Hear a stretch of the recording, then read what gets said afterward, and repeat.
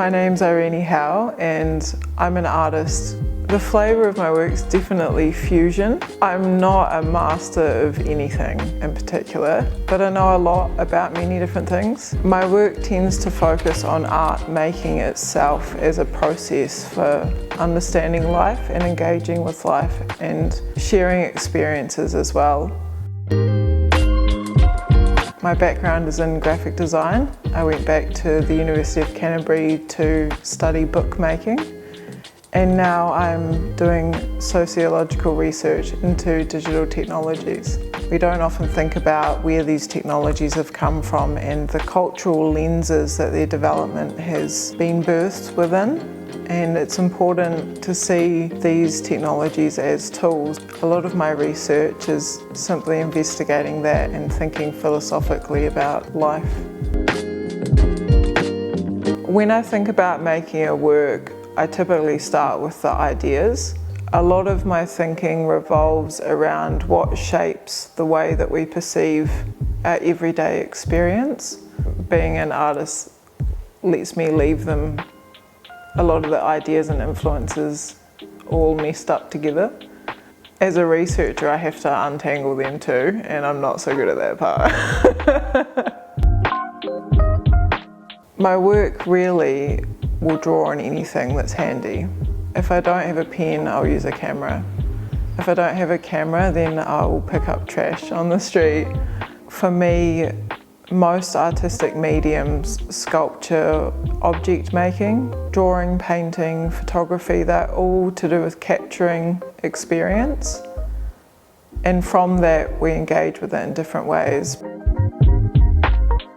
This interest in everyday experience and how we perceive it, the materiality that is required for us to be able to live our lives and understand things. It's in media, it's in the messages that we hear and receive are embedded in the objects that we use and in the things that we print, the artwork that we make. And I'm really interested in the communication of those things and how materiality influences the way that you read things or the way that you learn things. There's a huge cultural aspect to that as well. So when I come to my work, I'm swimming in this sea of media that we live in today, and for me the important part is connecting to that and to try to create a work that enables you to see through the material, to try and understand the act of seeing itself, that the way that we come to things and interpret things is influenced by the object they're coming through. Within it can still be an idea that transcends the body that it's in. In a book that has drawings and photos and that utilises a lot of handmade processes, you have this very accessible experience of engaging with a cultural object. Trash features in a lot of my work because for me it's an artifact. It's something that an archaeologist in 500 years is going to dig up and all they're going to see is double brown cans, Coca-Cola, candy wrappers. A lot of stuff degrades, but there's trash that we leave behind that exists for ages, and I enjoy looking at that and then using that to think about the world that we live in today, which has colossal structures and mega businesses bringing us all of these consumer goods. I started doing my honours and masters with no money. That was a big driver in me looking to ways to make work that didn't rely on material quality. And then I came to see that that's a democratic aspect of bookmaking and of art practices that really engage with what everyday life is like for people. You don't need to spend $2,000 on oil paints to make work that means something. You can find a lot on the street. That's a good piece of trash. So look at this. That's beautiful. I'm not a photographer by training. I got a cheap secondhand film camera when I was 18 from my sister, and since then I've constantly used photography in my work. I've got a lot of knowledge about art and a lot of experience making art and putting on shows and self-publishing books, but none of it has ever been in a capacity like at Photosynthesis. This is the first residency I've done as well, and the whole point of it really is to experiment and to push myself and to see what crazy, ridiculous outcomes we can come up with. The first show that we'll be having as part of the residency will launch everything, and the show is called A Universal Law of Gravitation. It's about the place that I live, that I've grown up in my whole life, Canterbury, and about the way that I've gravitated to different landmarks and found myself wandering through the environment. It will introduce me as a photographer. Most of this work hasn't been exhibited before in any capacity. So there's 2 exhibitions after the first one, and they go together symbiotically in some ways.